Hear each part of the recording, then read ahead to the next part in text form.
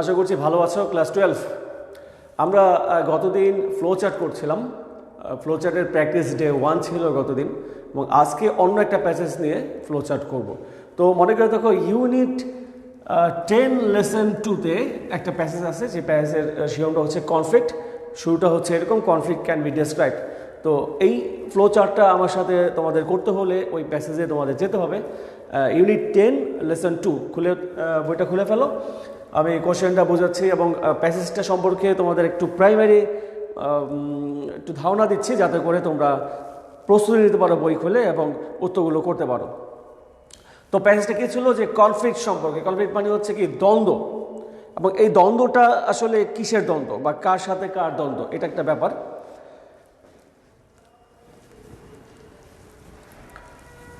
অর্থাৎ একজন ব্যক্তির সাথে আরেকজন ব্যক্তির মতের অমিল হতে পারে। একটা গ্রুপ, একটা দলের সাথে, একটা সংগঠনের সাথে আরেকটা সংগঠনের নীতিগত পার্থক্য হতে পারে, মতের অমিল হতে পারে। এই যে অমিল হওয়াটা, এই যে একটা দ্বন্দ্ব সৃষ্টি হওয়া, এটাকে এখানে বলা হয়েছে কনফ্লিক্ট।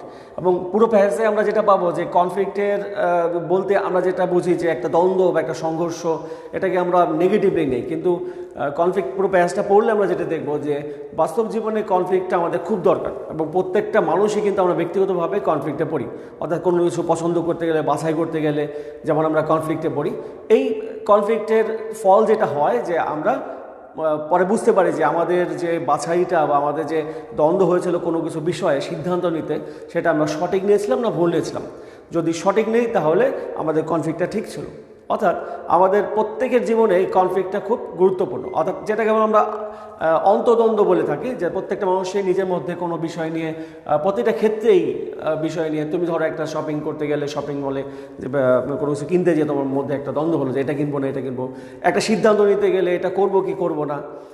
এই যে একটা দ্বন্দ্ব, এটার কিন্তু একটা পজিটিভ সাইড আছে। অর্থাৎ দ্বন্দ্বের পরে আমরা একটা সঠিক সিদ্ধান্তে পৌঁছতে পারি। আর সঠিক সিদ্ধান্ত মানে হচ্ছে যে কনফ্লিক্টের পজিটিভ সাইড। সো এই ছিল কনফ্লিক্টের মূল প্যাসেজটা। তো দেখো, যে এই প্রথম যেভাবে বক্সগুলো করতে হয় তোমরা জানো, যে 6টা বক্স করতে হয়। আমি এখানে 4 দেখাচ্ছি, আবার মুছে 2টা বক্স করব। তো ফার্স্ট দেখো, কোশ্চেনটাকে বুঝতে হবে। কোশ্চেনটা বুঝতে হবে, এবং একটা উত্তর দেওয়া আছে, বাকি উত্তর দিবে আশা করছি। সোমাইয়া, মারিয়া এবং আবিদা সুলতানের সাথে আছে। থ্যাংক ইউ, ওয়ালাইকুম আসসালাম। তো আমরা কনফ্লিক্ট করছিলাম, কনফ্লিক্ট নিয়ে যে ফ্লো চার্ট হয় সেটা করছিলাম। কোশ্চেনটা দেখো, write a flow chart showing the definition and role of conflict. কী কী বললো, যে definition and role of conflict, অর্থাৎ কনফ্লিক্টের বর্ণনা এবং কনফ্লিক্টের ভূমিকা। আমাদের জীবনে কনফ্লিক্টের বর্ণনা এবং কনফ্লিক্টের ভূমিকাটা কী, তোমাদের গতদিন কিন্তু বলেছিলাম, যে তুমি যখন উত্তরটা লিখবে তখন তোমাকে কিন্তু এটুক বাদ দিয়ে এখান থেকে লিখতে হবে, এটা ক্যাপিটাল করে, a flow chart showing the definition and role of conflict. আচ্ছা, এটা এই শিরোনামটা লেখার পর তুমি ফার্স্টে দেখবে যে একটা উত্তর দেওয়া আছে, সেটা আমি দিয়ে দিয়েছি, বাকিগুলো তোমাদের লিখতে হবে। তোমরা যারা লাইনে আছো একটা একটা করে উত্তরগুলো লেখা শুরু করো। নাম্বার 2, 3 এভাবে দিয়ে ফার্স্ট এ নাম্বার দেখো কি আছে, মানে number 1, disagreement among group or individuals. বলছে অ্যামং মানে কি, একে দুইয়ের অধিক ব্যক্তির মধ্যে, বা গ্রুপস মানে দল, ইন্ডিভিজুয়ালস মানে হচ্ছে ব্যক্তিগত, মানে একা একা। তো বলছে যে ডিসএগ্রিমেন্ট মানে হচ্ছে মতের অমিল হওয়া একটা দলের মধ্যে, একটা সংগঠন বা গ্রুপের মধ্যে, অথবা ব্যক্তিগত মধ্যে। অর্থাৎ একটা ম্যান টু ম্যান যে মতের অমিল হওয়া, এটা একটা হতে পারে। গ্রুপ টু গ্রুপ হতে পারে, অর্থাৎ এক গ্রুপের সাথে এক গ্রুপের, ধরো প্রত্যেকটা দেশে যেমন রাজনৈতিক দল থাকে, বিরোধী দল থাকে। তো সরকারের গঠনমূলক সমালোচনা তো বিরোধী দল করবে, এটাই স্বাভাবিক। তো এই যে তাদের মধ্যে একটা সবসময় মতের অমিল থেকে যায়, প্রায় থেকে যায়, এটাই হচ্ছে গ্রুপ টু গ্রুপ হতে পারে। আবার ইন্ডিভিজুয়ালস টু ইন্ডিভিজুয়ালস হতে পারে, মানে হচ্ছে যে ম্যান টু ম্যান, তোমার একটা বিষয়ে মতামতের সাথে তোমার আরেকজনের বা আমার সাথে হয়তো নাও মিলতে পারে। আমার কাছে যেটা ভালো মনে হয়, তোমার কাছে সেটা মন্দ মনে হতে পারে। তো এই যে মতের অমিল হওয়া, সেটা বলছে যে গ্রুপ টু গ্রুপ হতে পারে among to man to man, অর্থাৎ হচ্ছে ইন্ডিভিজুয়ালস টু ইন্ডিভিজুয়ালস। তো মোহাম্মদ মহিউদ্দিন আছে, থ্যাংক ইউ। শহীব আল হাসানও আছে। উত্তরগুলো করবে, গতদিন তোমরা কিন্তু উত্তরগুলো করেছিলে, আজকে সেম এইভাবে উত্তরগুলো করবে। তো উত্তরের ফাঁকে যারা আছো দেখছি, সাবা আক্তার মারিয়া, আবিদা সুলতানা, হাফসা আমিন এবং Shahib Al Hasan, Mohammad Mohiuddin, that mean Marjia. So second উত্তরটা কি হতে পারে?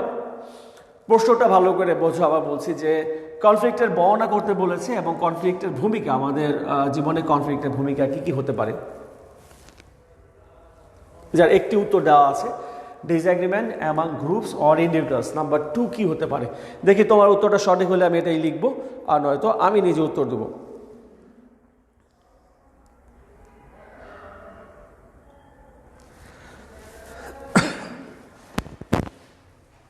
ওকে, নাম্বার 2 এর উত্তর চলে আসছে। Opposition of one party to another লিখেছে সামিয়া আক্তার মারিয়া এবং আবিদা সুলতানা দুজনই। হ্যাঁ, রাইট, তুমি সঠিক উত্তর লিখেছো, opposition of one party to another. আচ্ছা, আমি লিখছি এটা 2 সেকেন্ড উত্তর, তারপর উত্তরটা লেখো।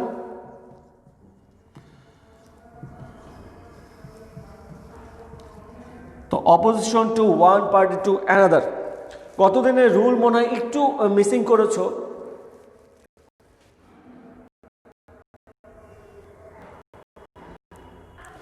আবিদা সুলতানার জন্য বলা opposition two one party to another লেখার পরে তুমি দেখো যে একটা ফুল স্টপ দিয়েছো।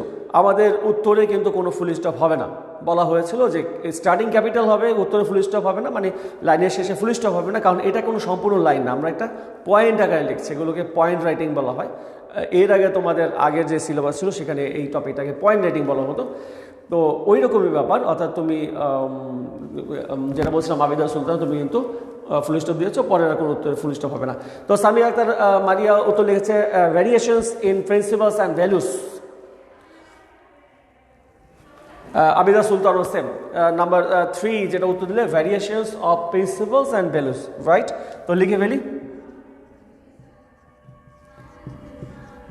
Variation of principles and values. Thank you principles বানানটা সঠিক লেখার জন্য। PRINCIPAL যেটা লিখে সেটা হচ্ছে অধ্যক্ষ খ্যাতি, আর PRINCIPLE এই প্রিন্সিপাল মানে হচ্ছে কি নীতি, তাই তো, নীতি বা নৈতিকতা বলা হচ্ছে। তো variations of principles and values, অর্থাৎ মূল্যবোধ এবং নৈতিকতার মধ্যে পার্থক্য হবে, অর্থাৎ একটা মানুষের সাথে একটা মানুষের, পাশাপাশি একটা দলের সাথে একটা দলের মূল্যবোধ এবং নৈতিকতার পার্থক্য হতে পারে বা হয় অনেক সময় আমরা দেখি।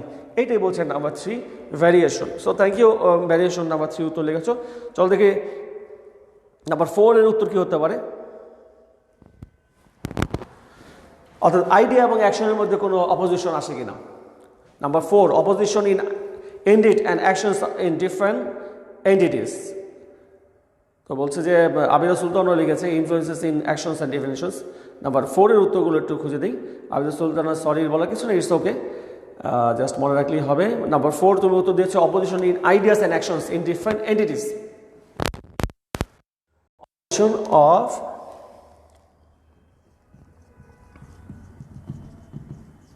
of ideas and actions in different কি লিখেছো oppositions of ideas and actions in different entities। আচ্ছা, in লিখেছো তাই,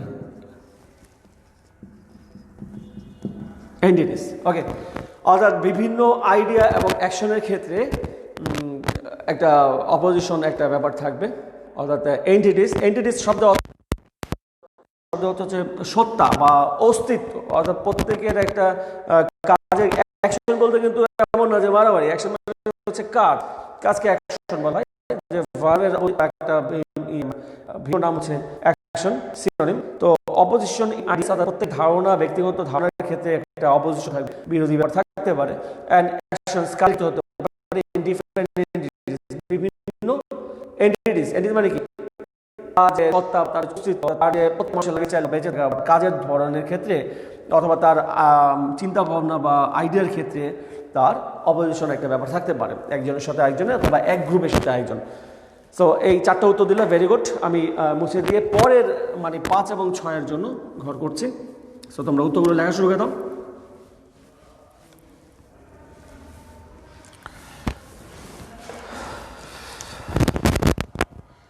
ওকে, বক্সের হচ্ছে নাম্বার 5 এটা, আর number 6,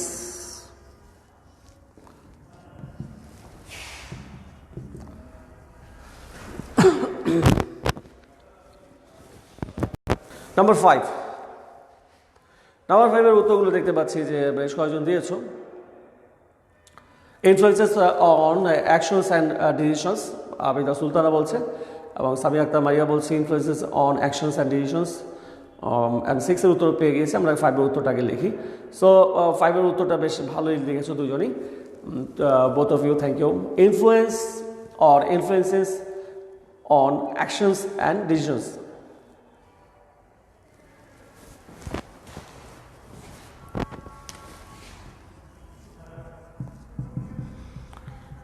Influence on actions and decisions, তাই তো? Influence or influences on actions and decisions, অর্থাৎ অ্যাকশনস অ্যান্ড ডিসিশন মানে হচ্ছে যে কাজের ক্ষেত্রে অথবা কোনো সিদ্ধান্তের ক্ষেত্রে যে আমাদের পার্থক্যের বা মতের অমিলের যে বা নিজের মধ্যে দ্বন্দ্বের একটা প্রভাব পড়ে, সেটা এখানে বলা হচ্ছে। অর্থাৎ প্রত্যেকটা কাজের ক্ষেত্রে প্রত্যেকটা মানুষ যেমন অন্তদ্বন্দ্বে ভোগা পড়ছে সিদ্ধান্ত নেয়, এবং সেই কাজটা নিয়েও কিন্তু অন্যের সাথে আবার দ্বন্দ্ব হতে পারে। সেটাই বলছে যে অ্যাকশন, কাজ এবং সিদ্ধান্তের মধ্যে একটা দ্বন্দ্ব হওয়া। তো আমাদের প্যাসেজটাই তো দ্বন্দ্ব নিয়ে। আচ্ছা, নাম্বার 6 আমাদের লাস্ট কোনটা হতে পারে? নাম্বার 6 এর উত্তরগুলো বেশ কয়েকজন দিয়েছে, আমি দেখছি যে নাম্বার 6 এর উত্তর দেখতে পাচ্ছি। First of all Abida Sultana বলছে যে transportation of negative things and distraction, and same answer Samia Akhtar Maria. Ishrat Jahan এইমাত্র আসলো, ওয়ালাইকুম আসসালাম। 6 এর উত্তর আমরা চাচ্ছিলাম, 6 এর উত্তর দুইজন দিয়েছো এবং সঠিক উত্তর দিয়েছো দেখতে পাচ্ছি। ইনফ্লুয়েন্স দিয়েছো যে transpiration of negative things.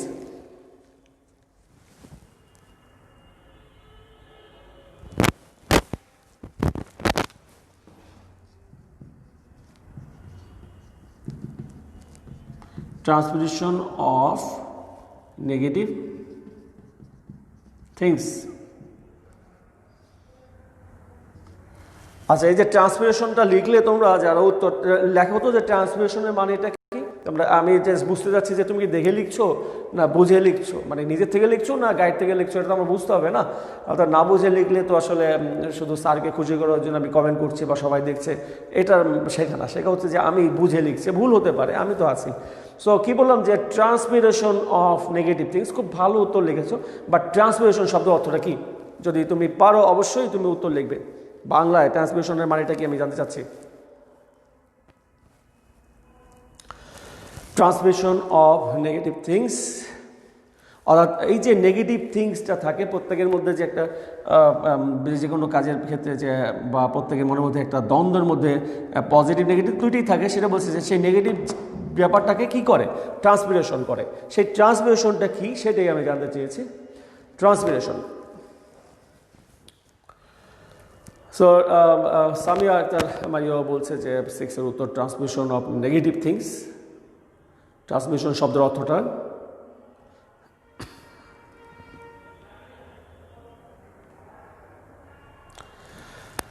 Transmission বলতে তুমি কি বোঝো? এটা হলেই আমরা এটা মুছে দেবো এবং নতুন একটা এই সেম প্যাসেজ নিয়েই আজকে আরেকটা ফ্লো চার্ট করবো। গতদিন আমি বলেছিলাম যে প্রত্যেকটা প্যাসেজ নিয়ে প্রায় মিনিমাম 3-4টা ফ্লো চার্ট করা উচিত, কিন্তু আমাদের যেহেতু একটা ক্লাসে নির্দিষ্ট টাইম থাকে, লিমিটেড থাকে, সেজন্য maximum that means not more than 2, দুইটা বেশি আমরা ফ্লো চার্ট করতে পারবো না।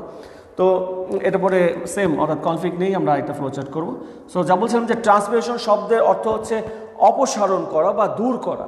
সেটা ব্যাপারটা কী দেওয়া হলো যে ট্রান্সমিশন অফ নেগেটিভ থিংস, অর্থাৎ আমাদের মধ্যে যে নেগেটিভিটি থাকে সেই নেগেটিভিটিটা দূর করে কনফ্লিক্টের মাধ্যমে। সেটা কেমন? যেমন তোমার মনে হতে যাবে কনফ্লিক্ট তো দ্বন্দ্ব, মারামারি বা সংঘর্ষ, মনে হচ্ছে না?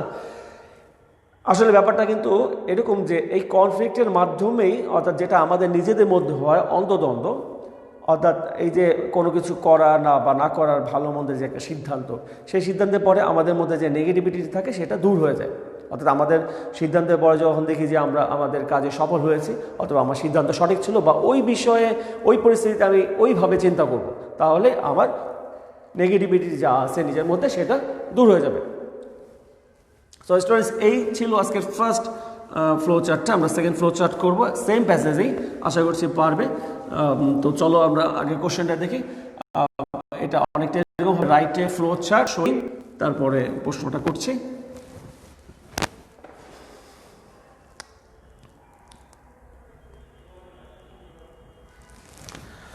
The causes and aspects.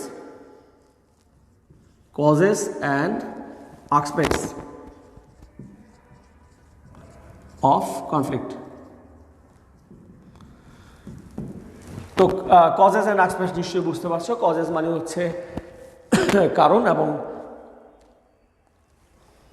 Aspect মানে তো এটার বৈশিষ্ট্য বা উপাদান, বুঝতেই পারছো। নাম্বার 1 আমি বক্সে লিখছি প্রথম উত্তরটা। তোমরা প্রথম উত্তরটা লেখার পরে সেকেন্ড উত্তরটা লেখার চেষ্টা করবে।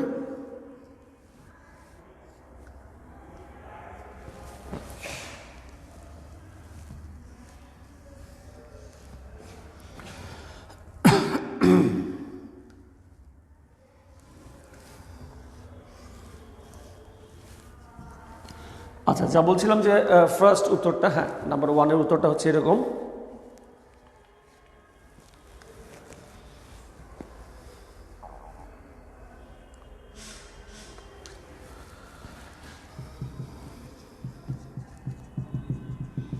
অপোজিশন অ্যামাং পার্টিস, অর্থাৎ পার্টিসের মধ্যে, দলের মধ্যে অপোজিশন হওয়া,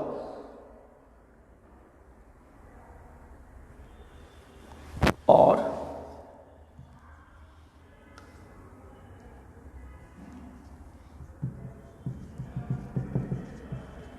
individuals fueling conflict. সো ব্যাপারটা কি তাহলে, যে opposition among parties or individuals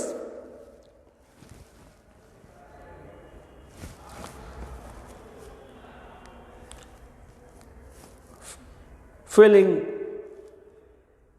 conflict, অর্থাৎ অপোজিশন একটা পার্টির মধ্যে বা নিজের মধ্যে একটা অপোজিশন হবে, এবং তার মধ্যে কিন্তু ফুয়েলিং থাকবে। ফুয়েলিং মানে হচ্ছে কি, উস্কানি দেওয়া, উস্কানির মতো একটা ব্যাপার থাকবে।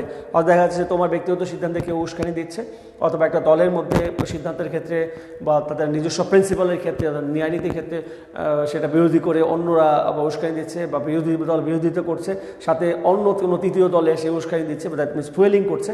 এটাই বলা হচ্ছে, এটা একটা কমপ্লিটের বৈশিষ্ট্য। আমাদের এই ফ্লো চার্টের টার্গেটটা কিন্তু কি জানো? ফ্লো চার্টের হচ্ছে যে কজেস, কারণ কনফ্লিক্টের কী কী কারণে কনফ্লিক্ট হয়, একটা হচ্ছে আস্পেক্টস, কী কী ধরন কনফ্লিক্টের। সো নাম্বার 2 করে কি হতে পারে? অপসারণ করা। আগের যে ওয়ার্ডটা ছিল,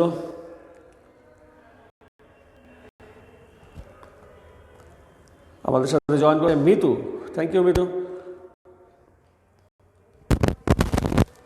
সো যে ওয়ার্ডটার অর্থ মনে চেয়েছিলাম তোমাদের কাছে, যে ট্রান্সপিরেশন উত্তর লিখেছো সাইমা আক্তার, মারিয়া, সুলতানা। অপসারণ করা সঠিক উত্তর। সো আমরা যেই সেকেন্ড ফ্লো চার্টটায় আসলাম, সেই ফ্লো চার্টের প্রশ্নটা আবার একটু বলছি, তোমরা উত্তর লিখতে লিখতে নাম্বার 2 একটা উত্তর দাও, নাম্বার 2 লেখো, তারপর 3 লেখো, তারপর 4 লেখো, একটা করে সঠিক উত্তর দিতে পারো কিনা। So write a flow chart showing the causes and aspects of conflict, অর্থাৎ কনফ্লিক্টের কারণ, কজ মানে তো কারণ, তাই তো, অ্যান্ড অ্যাসপেক্টস মানে ধরন বা প্রকৃতি বা বৈশিষ্ট্য, কনফ্লিক্টের কী কী কারণ এবং বৈশিষ্ট্য থাকতে পারে। যেটা আমি উত্তর লিখেছি যে opposition among parties or individuals fuelling conflict, অর্থাৎ কনফ্লিক্টের, জাস্ট এ মিনিট,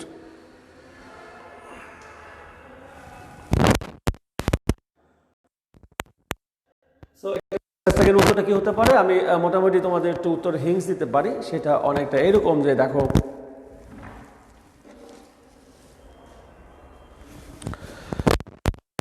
পারে এক গ্রুপের সাথে এক গ্রুপের, এটা একটা উত্তর হতে পারে যে এক গ্রুপের সাথে এক গ্রুপের মতের অমিল হওয়া, বা ইন্ডিভিজুয়ালস টু ইন্ডিভিজুয়ালস, অর্থাৎ ব্যক্তিগতভাবে একজনের সাথে একজন, মানে ম্যান টু ম্যান মতের অমিল হওয়া, এটা সেকেন্ড উত্তর হতে পারে।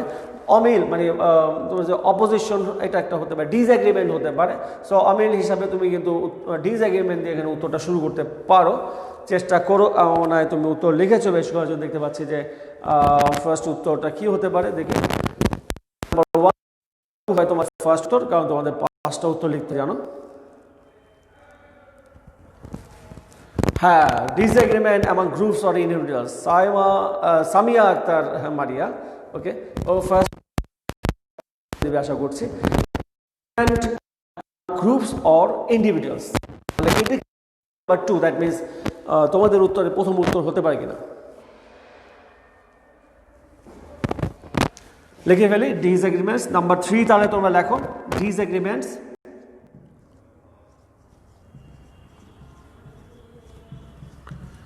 among group or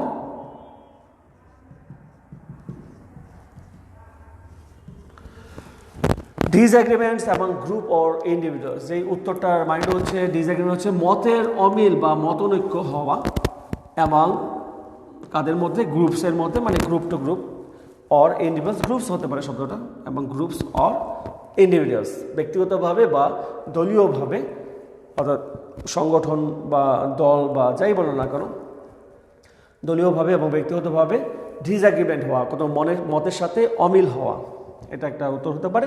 সো তাহলে নাম্বার 3 উত্তরটা কি হতে পারে চিন্তা করো। Disagreement among groups or individuals লিখলে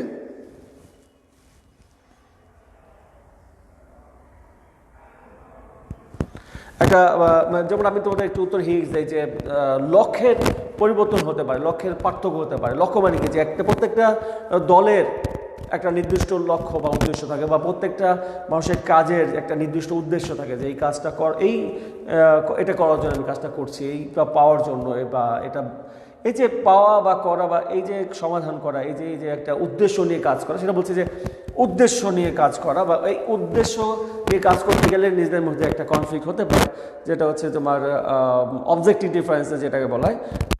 একটা 3 তোমাদের নাম্বার 2 লিখছো যে an attempt to reach an objective differences from that of the one party giving rise to conflict, okay? তো কি হলো আবিদা সুলতানা, তুমি যে উত্তরটা লিখেছো বেশ বড় উত্তর, এটাকে একেবারে ছোট করে লেখা উচিত।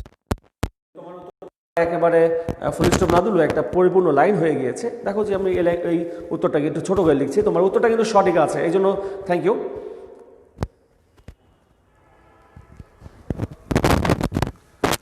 দেখো উত্তরটা যে আমরা এইভাবে লিখি,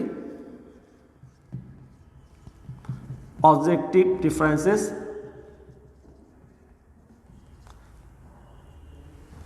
from one party to another.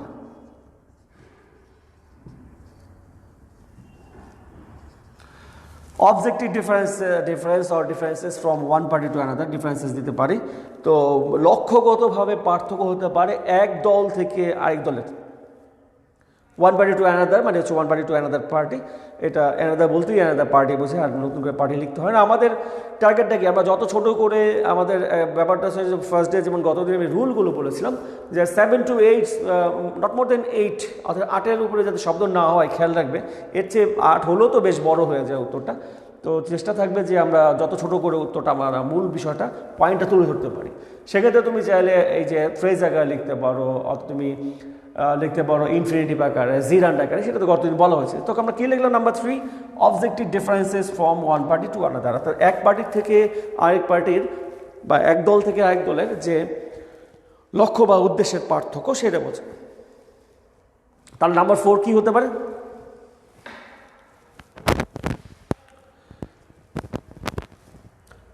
Number 4 মানে দ্যাট হচ্ছে তোমাদের উত্তর হবে 3।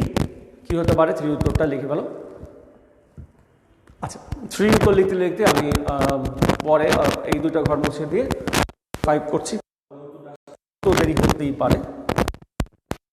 সো নাম্বার 4 এর উত্তরটা তোমরা ঝটপট লিখে ফেলো।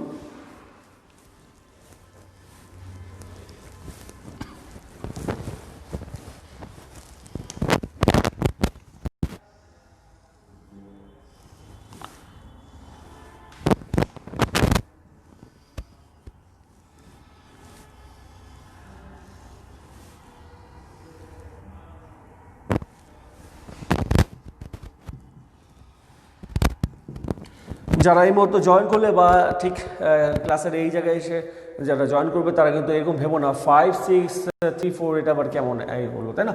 ব্যাপারটা হচ্ছে যে আমরা উপরে 2টা মুছছি এবং নতুন করে ঘর করেছি। সো তাহলে কি হলো, নাম্বার 3-তে ছিল objective differences from to another. Number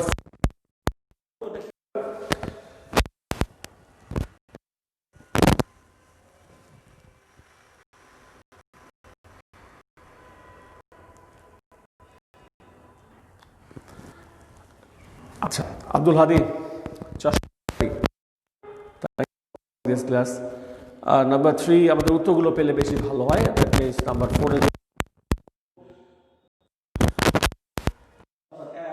differences from one party to another. এরপরে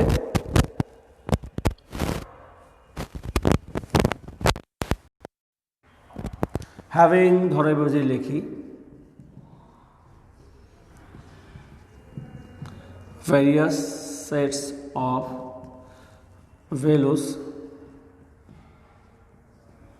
and principles.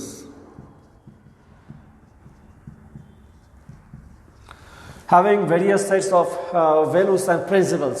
So এটা আমাদের উত্তর হতে পারে number 4, that means your answer number 3, অর্থাৎ ভেরিয়াস সেটস অফ প্রিন্সিপালস। এই উত্তরটা আমি একটু ব্যাখ্যা করছি, তার আগে দেখে নিই কারা উত্তর লিখলো। এই যে একটা উত্তর চলে আসে, সামিয়া আক্তার মারিয়া বলছে যে the elements of conflict having varied sets of principles and values.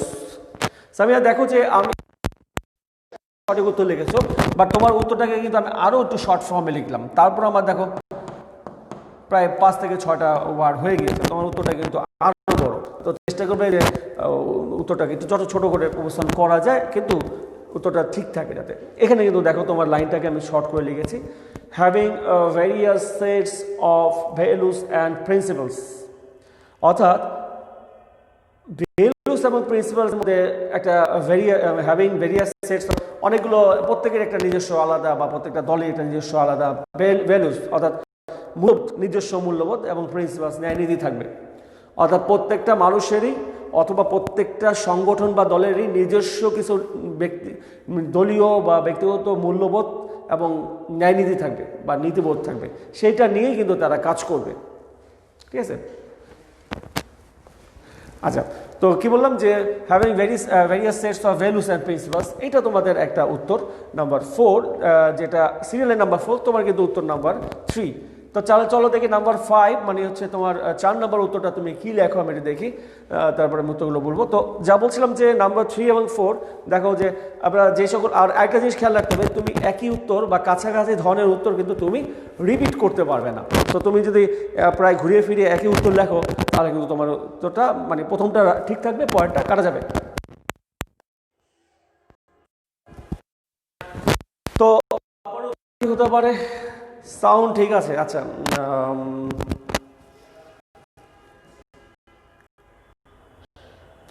Abdul Hadi sound ঠিক ছিল, আশা করছি তুমি বুঝতে পারছো এখন। তো নেক্সটের উত্তরটা কি হতে পারে, দ্যাট মিনস নাম্বার 4।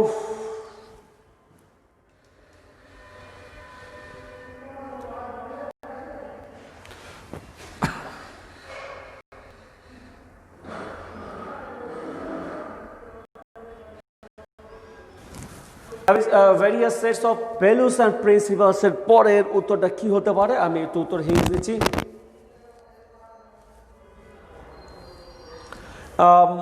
অপোজিং করা হতে পারে, অর্থাৎ একজন মিলবে না তখন সে কি করবে বা তারা কি করবে, তারা অন্যের আইডিয়াকে অপোজিং করবে, বিরোধিতা করবে। এটা একটা পয়েন্ট হতে পারে আমাদের নাম্বার, একজনের আইডিয়ার সাথে আরেকজনের আইডিয়ার অপোজিং করা। সেটা তোমাকে ইংলিশে লিখতে হবে। আমি তো আজ তোমাকে উত্তরের জন্য হিন্টস দিলাম, ক্লু দিলাম, তো চেষ্টা করো। উত্তরটা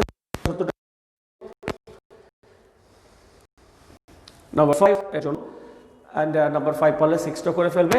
সো নাম্বার 5-এর উত্তর ফার্স্ট পেয়েছি আমি থেকে। তারপর ও লিখছে যে pertaining to opposition ideas and actions of different entities. কি হলো যে pertaining to opposition ideas and actions of different এন্টিটিসের অর্থ লেখো তো পারলে।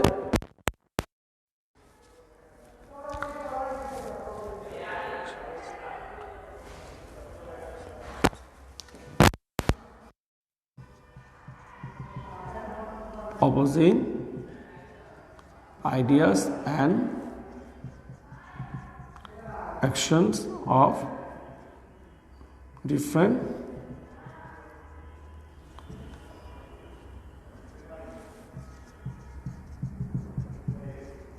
entities. Okay, লাস্ট উত্তরটা নাম্বার 6 আছে, যারা 5 পর্যন্ত দেখে ফেলেছো ঝটপট শেষ উত্তরটা লিখে ফেলো। Opposing ideas of actions of different entities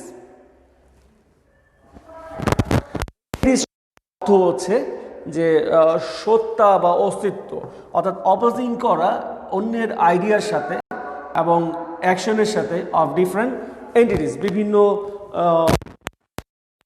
অবস্থায় আমরা একে অন্যের আইডিয়ার সাথে যেমন অপোজিং করি, সেই ব্যাপারটা কিন্তু এখানে বলা হয়েছে যে বিভিন্ন অ্যাঙ্গেল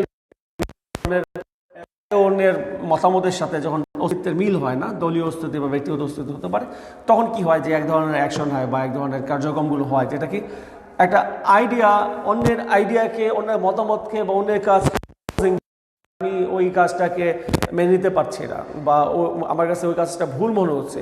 এই যে বিরোধিতা করা মানে যে এটা নেগেটিভ অলওয়েজ তা না, যে এটা খারাপ কাজে বিরোধিতা করা তো পজিটিভ, ভালো কাজে বিরোধিতা করা নেগেটিভ। সো বিরোধিতা নট অলওয়েজ নেগেটিভ, সেটা এখানে বলছে opposing ideas and actions of different entities. Number 6 লেখো তো। কি হলো যে বিভিন্ন কাজে এবং বিভিন্ন ন্যায় নীতির ক্ষেত্রে অপোজিং করা। এবং নাম্বার 6 একেবারে লাস্ট আমাদের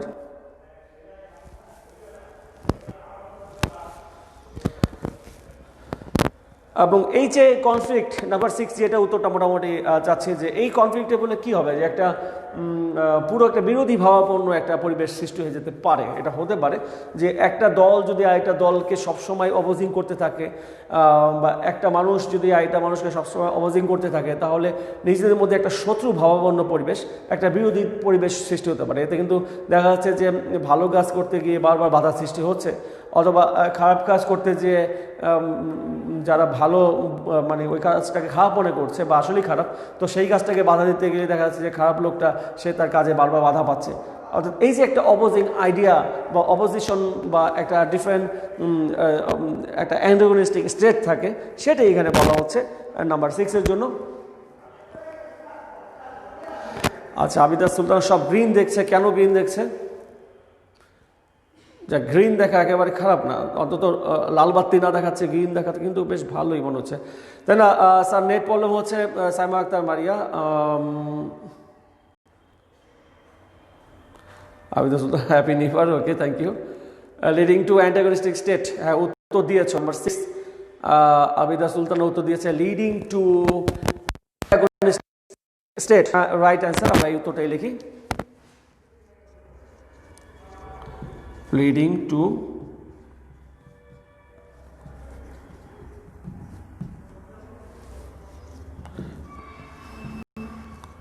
antagonistic state।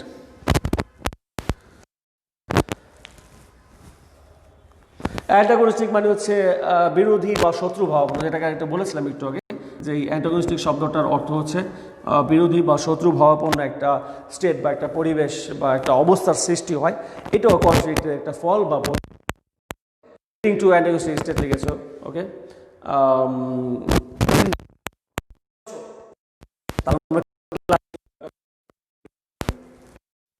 কমেন্ট করো তো যে হ্যাঁ ক্লাসটা ক্লিয়ার দেখতে পাচ্ছি।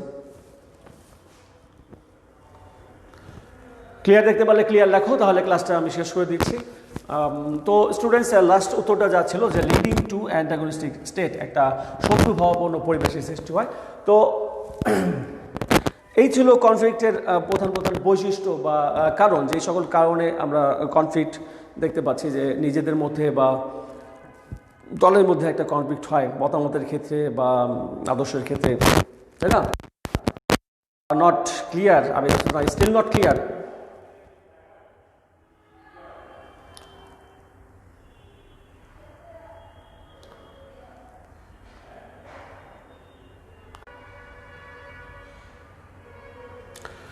আচ্ছা, এখন কি ক্লিয়ার হচ্ছে কিনা? একটু নেটে প্রবলেম হয়েছে, sorry for that. I think now it's clear, it will be clear. Thank you so much sir, ভালো থাকবেন। আসসালামু আলাইকুম আসসালাম। কিন্তু ক্লাসটা এখনও শেষও নাই, জাস্ট এখন মনে হয় ক্লাসটা একটু ক্লিয়ার হচ্ছে।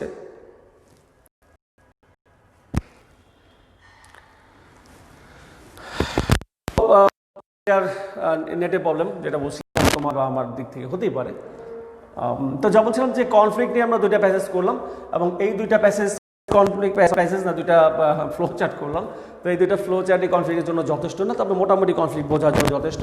তো স্টুডেন্টস, আশা করছি ফ্লো চার্টের এই কনফ্লিক্টের যে দুইটা ফ্লো চার্ট করলাম তোমরা বুঝতে পেরেছো, এবং নেক্সট ডে আমি নতুন কোনো প্যাসেজ নিয়ে আসবো, সেখানে মিনিমাম দুইটা ফ্লো চার্ট করবো। তো এইভাবে বেশ কয়েকদিন আমরা ফ্লো চার্ট প্র্যাকটিস করি, এবং আমি দেখতে পাচ্ছি তোমরা বেশ কয়েকজন ফ্লো চার্টের উত্তরগুলো দিচ্ছ এবং উত্তরগুলো সঠিক হচ্ছে।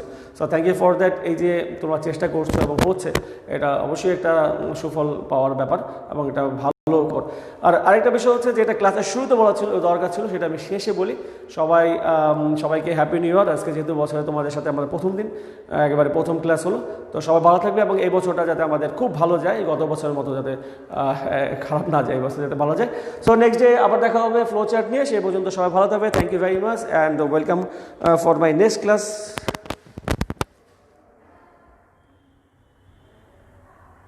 আচ্ছা, সামিয়া আক্তার মারিয়া বলছে স্যার নেক্সট কোন পড়া, মানে কোন প্যাসেজ পড়া? আমি যেই কয়টা প্যাসেজ পড়িয়েছি সেই কয়টা প্যাসেজ থেকেই তোমাদের প্র্যাকটিস করবো। সো সামনের দিন তোমরা ঝটপট শুধু বইটা খুললেই কিন্তু প্যাসেজটা করতে পারবে। সো এটা নিয়ে কোনো টেনশনের কারণ নাই। So thank you very much for watching this class and see you next class. By.